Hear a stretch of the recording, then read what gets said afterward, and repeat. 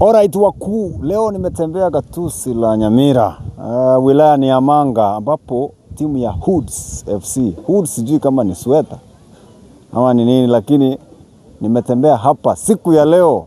Mimi siku zote mmenifahamu kama referee, lakini leo mimi ni shakiki na kameramani wa timu ya Hoods FC. Na niko na baadhi ya mafans ambao wanatoa sauti zaidi kuliko wanaume, ndio maana ni wengi So ukitaka wife material kuja Hoods.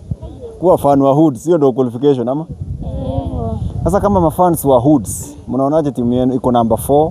Leo mnacheza na Kisii Industrial, matokeo mnatarajia aje? Tunataka tu to win like Kuchapa. Tuwanyoroshe, tuwasenyente. Kama mbaya pa usaba. Kama mbaya.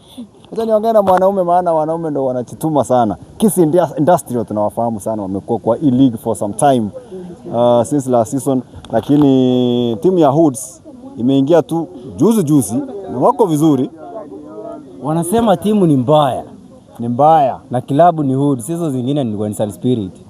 Sasa kucheza ligi ijayo. Kucheza tu ligi ijayo. So kama Hoods mko na expectations gani? Bao kipungua sana ni 5. Hao ndio Shabana wa Kiendege. Shabana ni ndogo. Hii ni Hoods.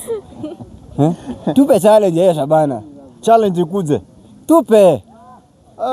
Fika hapo YouTube. Fika hapo bana. Fika hapo YouTube alafu. Timu ni mbaya. Utasikia utamu na uzito.